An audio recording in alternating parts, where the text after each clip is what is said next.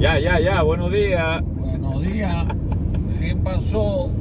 Aquí, vamos bueno, hoy vamos a comprar naranjas y guayabas, ¿vale? Vamos a forrajear, como se dice en la tierra mía.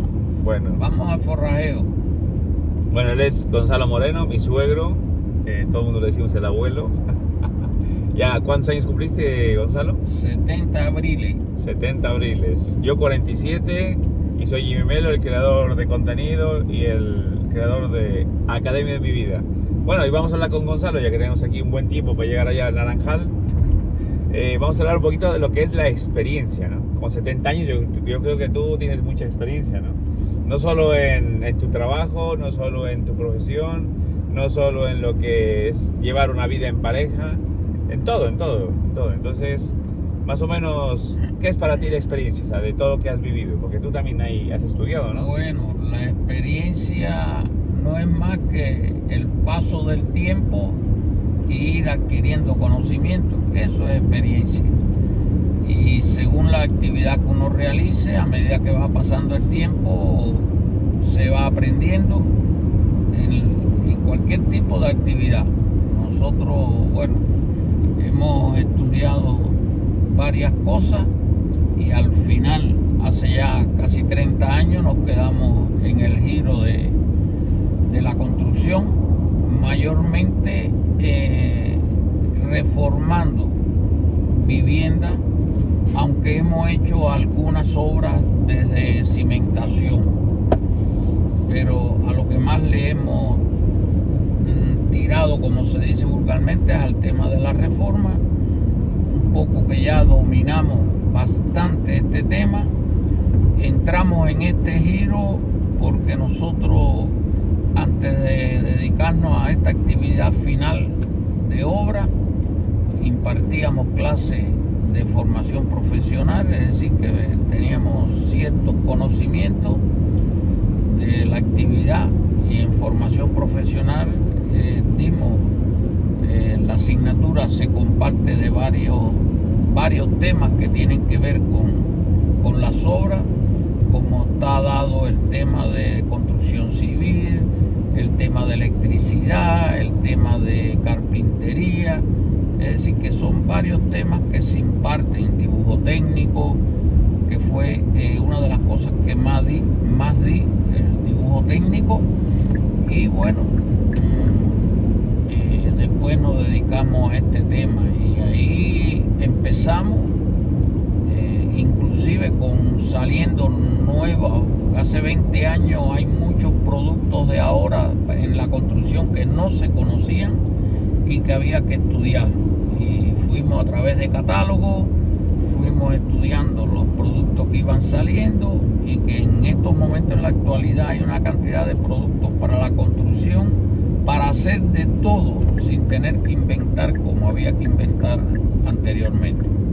Y bueno, así hemos ido adquiriendo experiencia en el tema del trabajo, y la experiencia no solo es lo fundamental en cualquier giro que uno vaya a trabajar, sino que en primer lugar lo que tiene que tener el emprendedor o el que vaya a realizar cualquier actividad, hay 2 o 3 cositas que son fundamentales. Y yo diría, la experiencia sí, pero aparte de la experiencia hay cuestiones que uno tiene que realizar, dominarla, aplicarla, como es el tema de la calidad en los trabajos. Eso es fundamental, porque a través de la calidad, el que viene y mira quiere que tú le hagas. Esa es una, la calidad en los trabajos, el tiempo en ejecución de los trabajos, pero sin correr, porque yo siempre he dicho que el correr es de cobarde. No, se puede adelantar, se puede aprovechar, se puede correr, pero dejando las cosas con calidad, que no se pierda la calidad en los trabajos. Y otra cuestión que es en el caso de los precios, porque a veces hay mucha gente que lo que quieren es ganar dinero, echarse el dinero en el bolsillo, y no hay calidad. Ese no triunfa, nunca triunfará, porque uno, sin explotar al dueño como tal. Uno realiza las actividades, no pierde dinero, cobra lo realmente que se debe cobrar y se sale adelante. Y por eso le digo que no solo la experiencia lo da todas estas cositas, y los trabajos muchas veces pueden salir a través de la calidad en que se realizan, y ahí se va uniendo experiencia. Todo esto es experiencia que se va aprendiendo en cualquier actividad que uno desarrolle. Pues yo mismo empecé con 18 años, recién graduado, a impartir clases. Y yo recuerdo la anécdota que en el privado o en el claustro de profesores éramos 7 profesores en formación profesional, y yo recién graduado, acabadito de empezar a dar clases. Habían grupos grupos de alumnos que no eran buenos, de muchachos jodedores, como se dice vulgarmente, y por allí pasaban todos los profesores. Hasta el final en el claustro dijeron: Gonzalo, tú eres el único que falta por pasar por este grupo. Le dije: pero me van a meter a mí ahora en ese grupo, de 4 grupos que habían con problemas. Uno era el más problemático, y al final yo apliqué mis técnicas como tal, y me quedé con el grupo malo, y lo que ningún profesor con experiencia y demás pudo hacer allí, yo logré promoción con aquel grupo que era bastante malo. Pero desde luego apliqué determinadas técnicas, la dirección de la escuela me lo autorizó, y dimos promoción en aquel grupo, que inclusive después posteriormente yo veía alumnos en la calle y me decían: profe, se recuerda que usted nos dejó una vez hasta las 2 de la tarde y tenían que salir a las 2:30 del día. Aquí hay que impartir la clase hay que darla. Y yo tomé mis métodos y realmente me fueron factibles. Después, bueno, al final estuvimos dirigiendo un poco en el sistema de educación, y después, al trasladarnos de Cuba, porque somos cubanos, de Cuba a Canarias, mucha gente me decía: ¿por qué tú no sigues impartiendo clases? Y dije: ¿qué va sin parar? Aquí hay profesores graduados de Canarias y no los han ubicado, porque la ubicación era difícil para los profesores. Y sin embargo yo dije: me voy por aquí a trabajar la profesión de construcción. Entré en una empresa que lo que tuve fueron 3 meses, y cogí y me fui. Nos hicimos autónomos y estuvimos autónomos hasta los días de hoy. Es decir, que sin ningún tipo de problema fuimos desarrollando la actividad y aprendiendo, que se van aprendiendo cosas nuevas, y otras que uno por experiencia a veces las aplicaba, razonando en que esas cosas pudieran quedar bien. Y realmente hasta ahora nunca tuve problema con ningún cliente, ni que se le haya caído una cerámica, ni que se le haya aflojado un suelo, nada, nunca. Y bueno, hasta los días de hoy hemos seguido esa línea, y a veces hemos tenido algunos muchachos trabajando con nosotros, y lo primero que hago es implantarle el reglamento del juego. Y no somos una gente de que estamos detrás del hombre que está trabajando. No, le explicamos lo que hay que hacer, conocemos el rendimiento que puede tener. Si cumple, trabaja; si no cumple, fuera. Y esa es la política que hemos seguido. Vale, o sea que tú, cuando comenzaste a impartir clases con 18 años, eras un profesor sin experiencia. O sea, ¿trabajabas sobre la teoría o cómo dabas clases? Porque claro, si eres profesor tan jovencito... No, el problema es que nosotros nos graduamos. Lo primero que estudié fue técnico medio en mecánica diésel. Al existir falta de profesores, o sea, motores diésel, eso fue lo primero que estudiamos, y por los resultados del expediente académico fueron a hacer algunas selecciones de alumnos para impartir clases. Y bueno, yo tomé la decisión de irme, me fui, y eso fue graduarme en julio, y en septiembre estaba ubicado en un colegio, una secundaria básica, que es enseñanza media aquí, ¿no? Y ahí empezamos, pero que siempre uno genera ideas para poder desarrollar cualquier actividad. No se puede ser mecánico con 2 orejeras y por ahí. No, hay que generar ideas para poder desarrollar las actividades y las cuestiones. Y así empecé.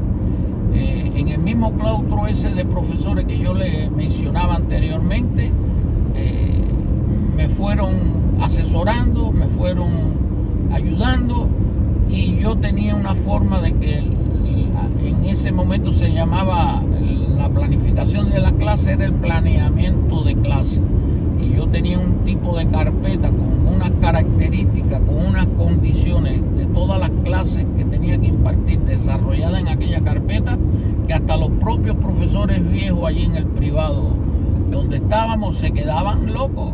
Y cuando estuve dando dibujo técnico, yo hice, digamos, para las proyecciones de las vistas laterales, superior, frontal, yo hice diseños de maquetas que se quedaron locos. A mí me visitó en aquella ocasión, año 75, el inspector regional, y fue a visitarme. Yo de verdad que estaba nervioso, porque un inspector a visitarme recién empezado, y de verdad que se reconoció mi trabajo. Eso nunca se me olvida. En la reunión final del claustro de 7 profesores se reconoció el trabajo que yo había desarrollado en esa clase. Y bueno, y así seguimos siempre, y siempre mirando el más allá, tener una visión más larga, no cerrado en el pedacito donde estoy, sino cómo yo podía proyectar mejor las cosas y a largo alcance lograr el desarrollo que realmente uno tenía. Y entonces, bueno, ahí de inmediato también empezamos a estudiar la licenciatura en educación profesional. La estudiaba un día a la semana que nos facilitaba el Ministerio de Educación para superarnos, y bueno, nos graduamos de la actividad como profesor. Y como todas las cosas, estuve dando clases a alumnos de 7º, 8º y 9º grado. 9º grado, que eran más grandes que yo en aquel entonces, de la misma edad prácticamente. Y ahí empezamos. Y realmente al cabo de los 4 años ya parece que siguieron teniendo esa visión sobre mi persona, y me llevaron a dirigir. Y estuve dirigiendo en el sistema de educación en un municipio con más de un cuarto, casi medio millón de trabajadores, y estuve atendiendo esa parte también. Después me promovieron nuevamente para otra actividad dentro de la dirección. Lo hice también hasta prácticamente 3 años antes de venir a Canarias, en el año 93, que me gustaba trabajar por mi cuenta y me dediqué a trabajar la carpintería, porque no la estudié como tal, pero me crié, nací dentro de la carpintería con mi padre. Y ahí en ese año 90 y tanto empezamos a desarrollar varios muebles. Me dediqué a la ebanistería y empezamos a desarrollar muebles para vivienda. Todo esto en madera, no como ahora que se fabrica en aglomerado, no, maderas preciosas como la majagua, la caoba, el cedro, y hasta los días que vine a Canarias. Y bueno, en la parte de este giro hemos hecho varias cosas que les vuelvo a decir. En la carpintería yo tuve que dejar de cumplir con trabajo, con clientes, porque ya lo que me quedaban eran 2 días para venir a Canarias, y realmente tuve que dejar los trabajos. Se los dejé a mi hijo, que estaba empezando también la profesión de carpintería conmigo allí, y él los terminó y continuó la carpintería hasta que vino también para Canarias. Al venir él para Canarias, les dije, aquí me parece que tienes que entrar en el giro de la construcción.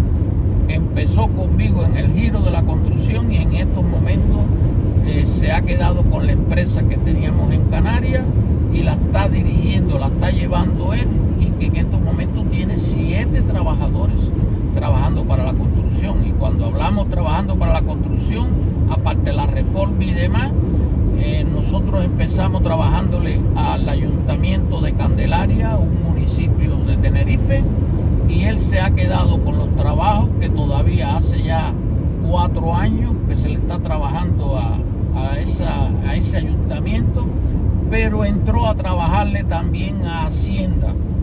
Y es decir, los trabajos de Hacienda de la provincia de Tenerife, en el tema de construcción, lo está realizando él todo. No solo la capital, Hacienda Capital de Tenerife, sino los otros municipios o islas como El Hierro, La Gomera, el sur de Tenerife. Todas las dependencias de Hacienda la está llevando él también. Y ahí siguió el giro nuestro, y con mucha experiencia que tiene también ya. A veces se ve medio, como decimos nosotros, confuso, enredado en alguna decisión. Él me llama y le digo, esto debes hacerlo así, así y así. Llama a la voz de la experiencia. Y entonces, hasta ahí hemos ido adquiriendo las experiencias, ayudando. Hemos tenido algo siempre, que es, y se lo digo a muchas personas que actualmente, esta misma semana lo comenté con un chico, le dije, no, lo que tú no sepas hacer, tú me preguntas, y que si yo no lo sé hacer, seguimos preguntando si no le podemos meter la cabeza para razonar. Preguntamos, porque uno nunca termina de aprender. Siempre hay cosas nuevas, aunque uno sea un viejo, como digo yo, hay cosas nuevas que hay que aprenderlas. Y así nos hemos ido desarrollando allí en Canarias, un poco, para decirlo así sinceramente. Los empresarios puros de allí no le gustan enseñar, no le gustan dar la última bola, como decimos. Y yo decía, pero ¿por qué será esto? Y yo, sin embargo, yo he formado 3 muchachos que están como empresita, con su empresita en Tenerife, y yo siempre se lo he dicho, si yo quiero que ustedes sean mejores que yo y sepan más que yo, y así están. Hay algunos que les falta por coger alguna cosita, algún detalle, pero se meten a hacerla, y cuando han tenido dudas, inclusive hasta me han llamado y los hemos asesorado. Yo no tengo el por qué esconder nada, al contrario, me gusta que todo el que quiera aprender y tenga interés, que aprenda, que eche para adelante en su vida y que se forme como un buen trabajador. Sí, por ejemplo, en esto tiene razón, porque ahora ya está jubilado, ya hace de mentor, ¿no?, con sus hijos y todo eso, porque los 2 hijos trabajan en construcción. Y el otro el que se quedó con tu empresa, que se llama Gonzalo, cada vez que viene me cuenta, ¿no?, que cuando él se traba en alguna cosa, pues llama a Gonzalo. Gonzalo dice, eso lo hago así, así, así, así. Y dice, y eso es como ir a misa, dice, pim, pam, pum, bocadillo de atún, ahí lo resuelvo. Claro, porque imagínate, tú pasaste del dibujo técnico sin ordenadores, pasaste de ser profesor, de director, sin tener ni siquiera una herramienta como ahora, ¿no?, que ya tienen. Pasaste de los motores a la carpintería, de la carpintería a la construcción. Pero tú nunca has utilizado AutoCAD ni herramientas digitales, a todo. Nada, eso es todo rústico. La misma mecánica. Cuando estudiamos esa parte de la mecánica, todo era mecánico. No como ahora, que coges un coche que tiene fallo en bujía, en esto, coge, quita, cambia y pone nuevo. No, en aquella época había que desarmar, limpiar, arreglar, los diagnósticos, muchas cosas, que ahora ya existe un ordenador para tramar la dirección de los coches. Yo me recuerdo que nosotros, la dirección para tramar las direcciones de los coches era una planta mecánica con sus tambores y demás y sus ejes para comprobarle los ángulos que llevan la dirección. Y ahora todo se hace mecánico, Y yo a veces por fastidiar le he preguntado a algún mecánico que de cuántos ángulos se compone la dirección de un coche y se quedan, no saben decirme el por qué es el rastreo de la dirección de un coche, por qué es el seguimiento cuando está bien tramado y tú sueltas el volante y continúa en línea recta, y no me saben decir por qué, porque todo lo hacen a través de un ordenador. Pero no les pregunte qué nombre lleva un ángulo, para qué sirve un ángulo. Hasta más le hice una pregunta una vez: ¿por qué un Mercedes-Benz te gira tan fácil en poco espacio? Porque te invierte uno de los ángulos. El camber no es positivo, te lo invierte a negativo y te permite el giro en poco espacio el coche. Y entonces tú preguntas eso y de verdad que no lo sabes. Y muchas cosas en la misma construcción. En la misma construcción a veces tú te encuentras a un fontanero y tú le preguntas: ven acá, ¿qué % de corriente tienen las caídas de las aguas para el drenaje? Y se quedan mirando para el cielo porque no saben, y son fontaneros. Y dicen: no, yo le doy mucha pendiente. Le digo: es un gran error, porque en muchas pendientes pueden tirar, el líquido se va rápido en pendiente y se va acumulando y arrastrando lo sólido que debe salir. Y eso lleva 1% por norma, por ley, para los drenajes, que a la vez salga junto el agua con lo sólido que pueda ir ahí, un papel, una toallita sanitaria o algo que tiren. Pero eso muchos tú le preguntas y no saben. A veces se ven enredados todavía existen muchas tuberías galvanizadas en agua y están oxidadas y no las pueden sacar, no las pueden desenroscar de un codo, de una T. Y yo le digo: ¿y qué tú harías aquí? Dice: no, la voy a cortar para ver cómo. Le digo: por eso no se corta, muchacho. Y entonces, bueno, hacemos explicaciones. Le digo: lo primero que tienes que hacer, si te permite darle golpe apoyando un mazo por debajo de hierro y por arriba le das con un martillo, cuando le metas la llave debe aflojarte. Y si se pone un poco más pesada todavía para aflojar, coge un soplete y darle fuego, métele fuego ahí a la unión para que tú veas que enseguida te afloja. Y si no te quieres aflojar con fuego, que con fuego afloja todo el mundo, después que la tengas caliente, tírale un poquito de agua para que vea cómo eso afloja solo y lo saca casi con la mano.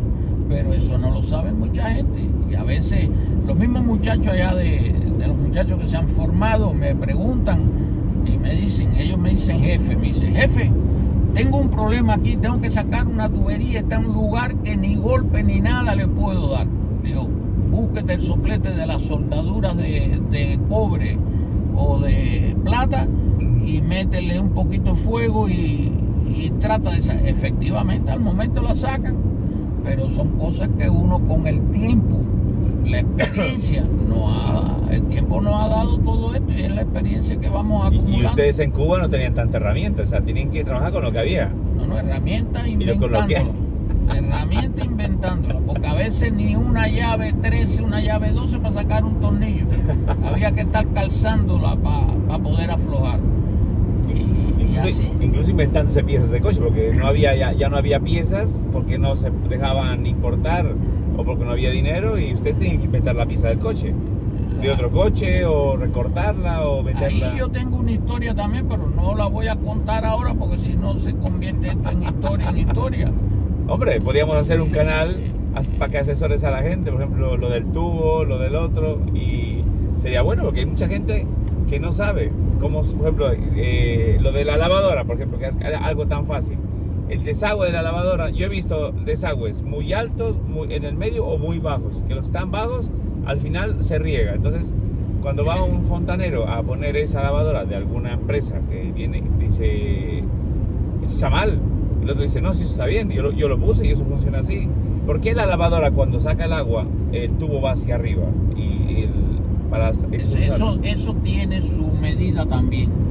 Yo lo entendía, digo, pero ¿cómo tiene la fuerza para subir el agua y tirarla? Es que eso sale a presión y eso tiene que compensar la salida según los niveles de cálculo de expulsión de las aguas sucias de la lavadora a una altura de la Para que salida, no rebote. para que no haga rebote y permita la salida fácil de todo lo que está de la suciedad de la ropa, de a veces algunos pedazos de producto que trae, para que salga todo esto.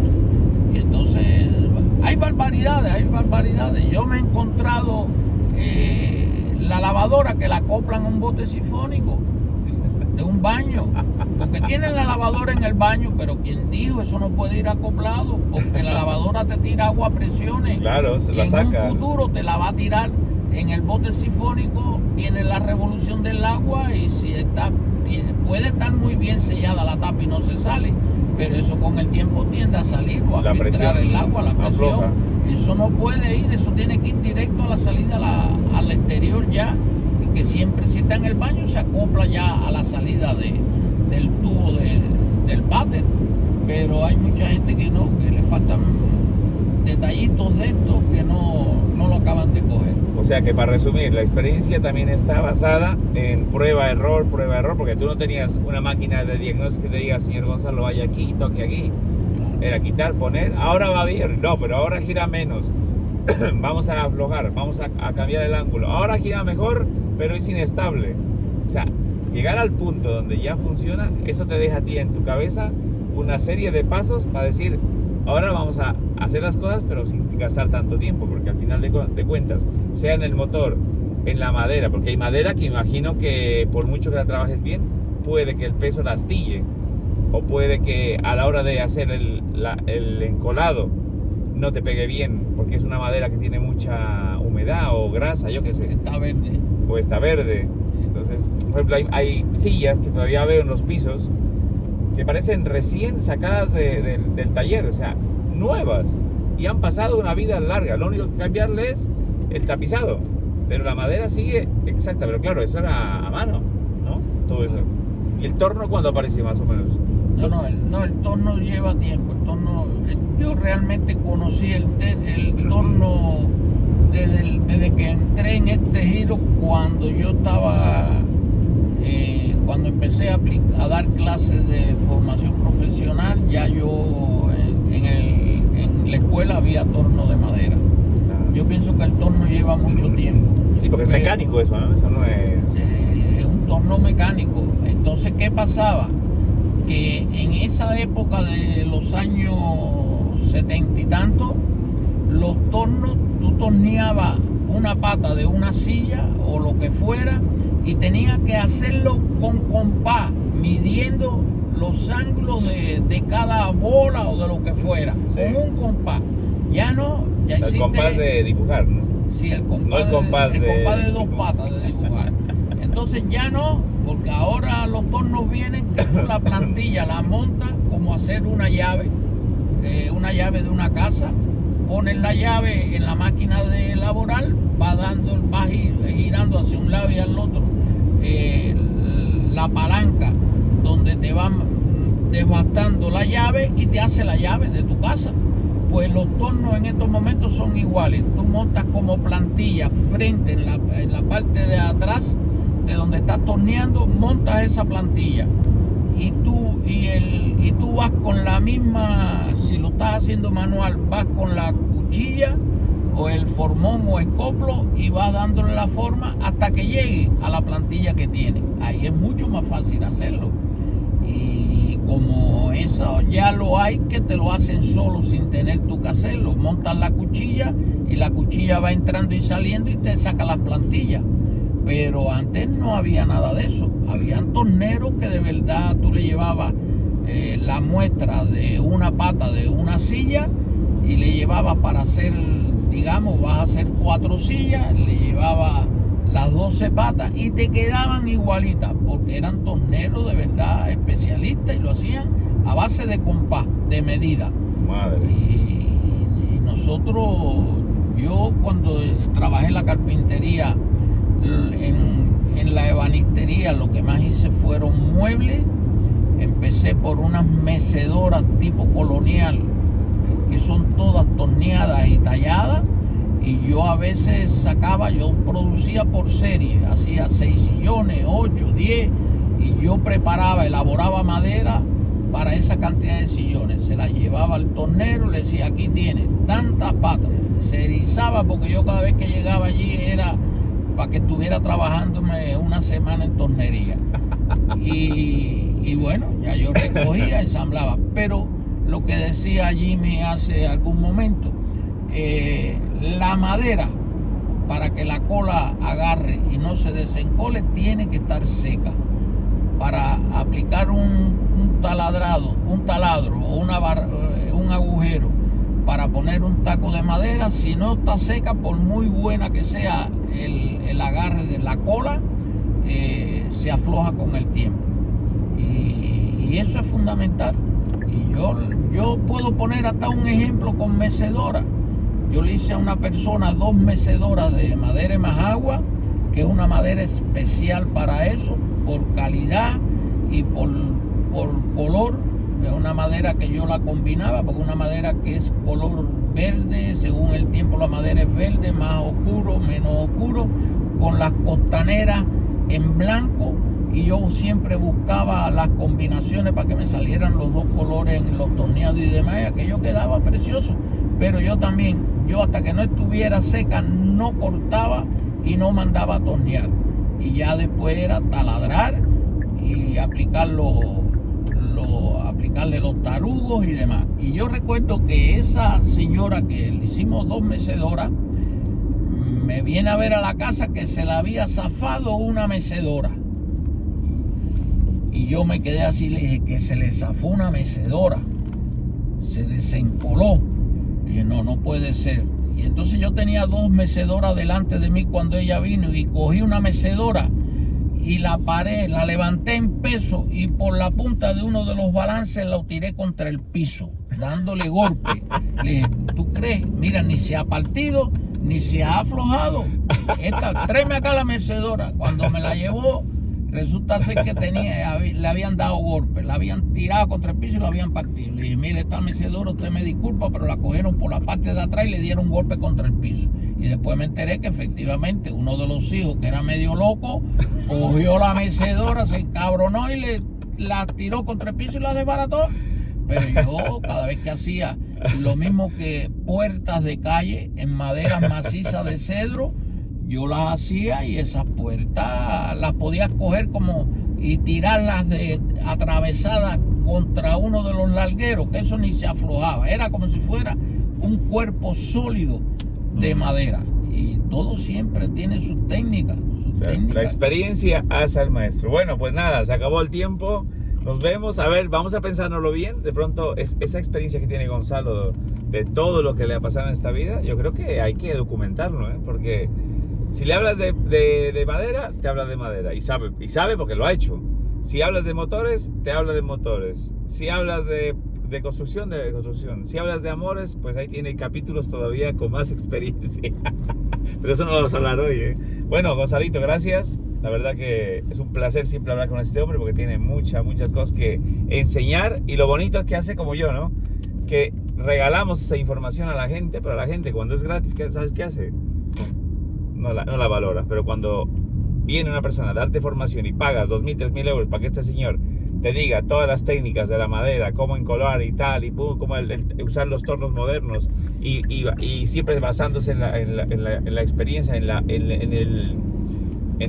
el cimiento del conocimiento, pues es otra cosa, ¿vale? Nos vemos y gracias, y comparten el vídeo. Y saludos a Cuba, muchachos, y no se fajen con las mecedoras del señor Gonzalo, que no se parten. Chao, chao.